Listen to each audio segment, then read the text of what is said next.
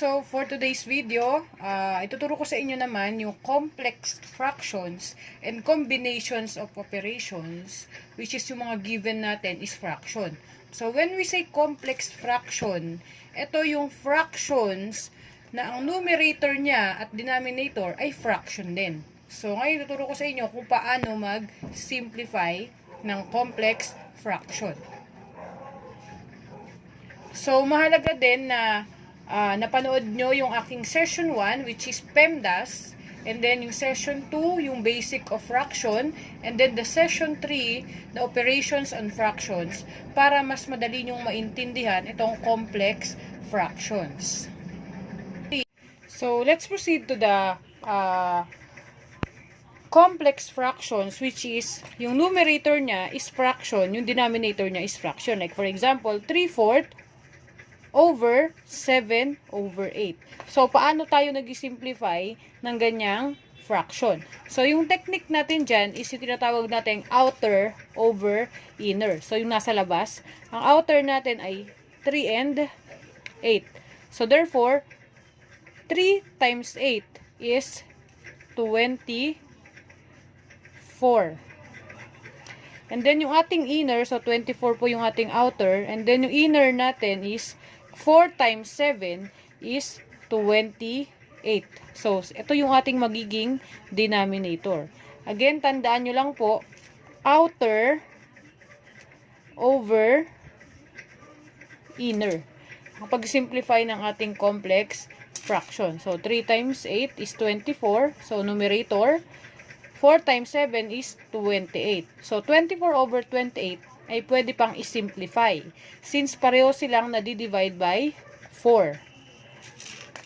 So, 24 divided by 4. I-divide natin pareho by 4 para ma-simplify natin yung ating fraction.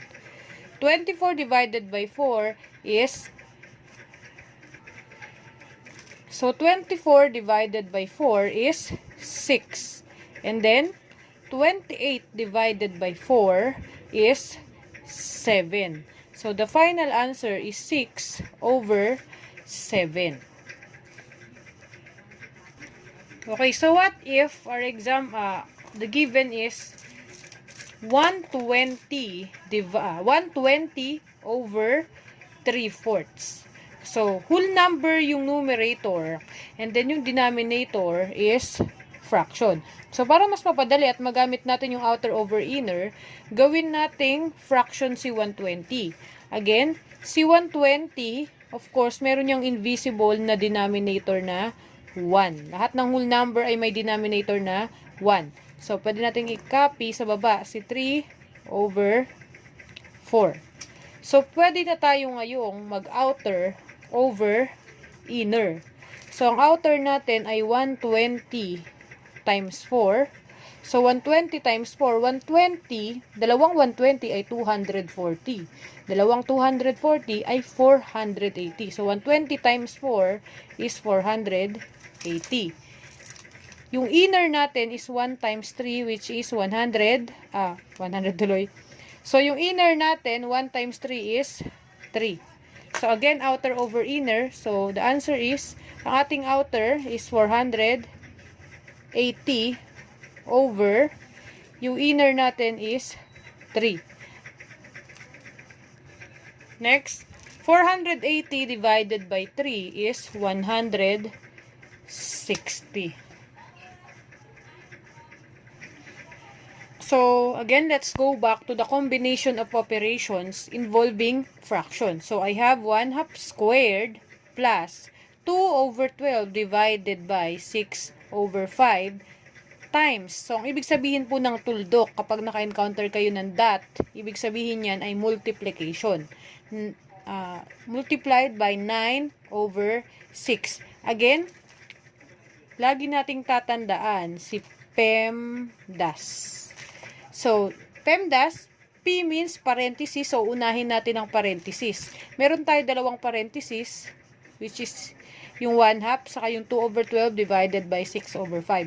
So, pwede nating parehong pagsabayin yan, isimplify pareho yung nasa loob ng parenthesis. So, since ito ay unahin natin, plus, unahin natin si 2 over 12 divided by 6 over 5. So, ipakita ko yung computation dito. Note, si 2 over 12 divided by 6 over 5.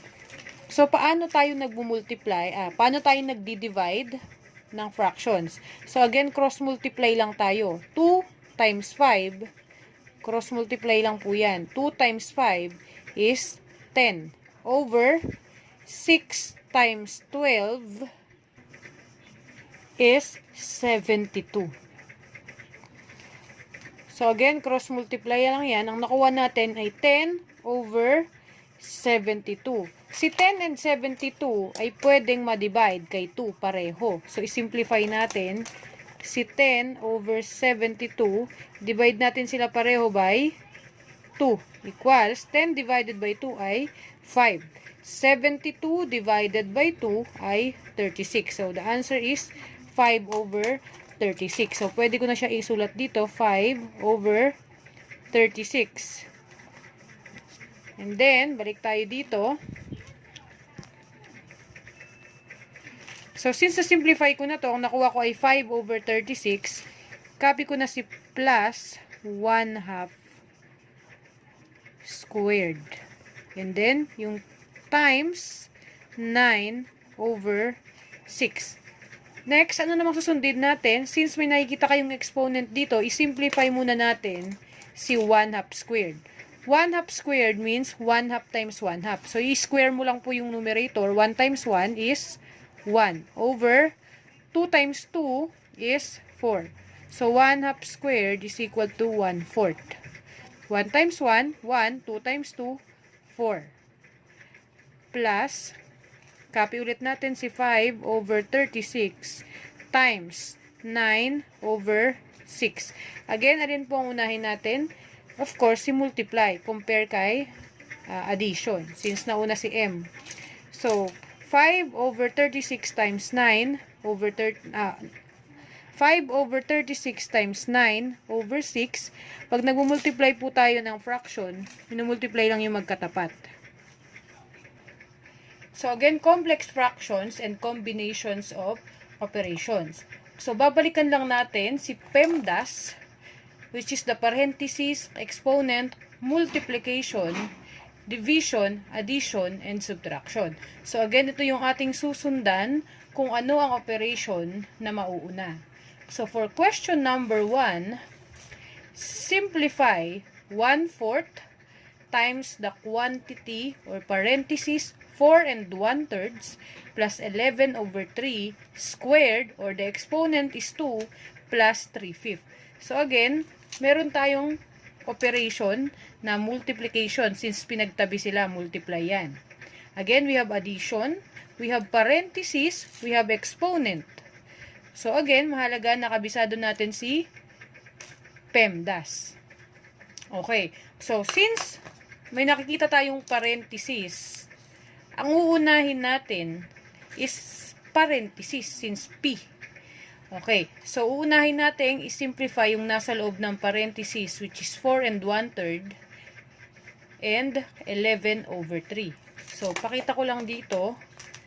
Itong dalawa kasi ang uunahin nating ipag-add. So, pakita ko lang dito yung pagsusolve. Since 4 and 1/3 plus 11 over 3. So, again, kapag nag-a-add tayo ng fraction, since ito ay mixed number, gagawin muna natin siyang improper fraction. So, si 4 and 1/3 ay gagawin natin improper fraction. 4 times 3 is 12 plus 1 is 13 over, copy lang natin si denominator, which is 3, plus 11 over 3. So, dahil naging improper fraction na tong mix natin, magkamukha na sila. So, pwede na natin i-add. Si 13 over 3 plus 11 over 3, since same lang or pareho sila ng denominator, Therefore, ikakopy mo na lang yung denominator nila, which is 3. Ang ipapag-add mo na lang dyan, yung taas, or yung ating numerator. 13 plus 11 is 24. So, the answer is 24 over 3. Pero, pwede mo pang isimplify si 24 over 3, since si 24 ay nadidivide ni 3. 24 divided by 3 is 3, 6, 9, 12, 15, 18, 21, 24. So, we have 8. So, the final answer is 8. So, pwede na nating ilagay dito si 8. So, 8. And, i-copy yung kanyang squared. Next natin is, meron tayo sa labas na 1/4 or multiply by 1/4. Meron tayo ditong plus 3/5. Kinapi ko lang ulit. Since na-simplify na natin tong loob ng parenthesis. Next, anong sunod natin gagawin? Meron tayong exponent. Since exponent yung sumusunod kay parenthesis, so 8 squared means 8 times 8. So, 8 times 8 equals 64. Okay. So, pwede natin ilagay dito na 8 times 8 is 64. Copy lang ulit natin si 1/4 plus 3/5. Next, anong sunod natin gagawin? Si 64, meron sa labas 1/4, pinagtabi sila. Ang ibig sabihin yan ay multiply. So, therefore,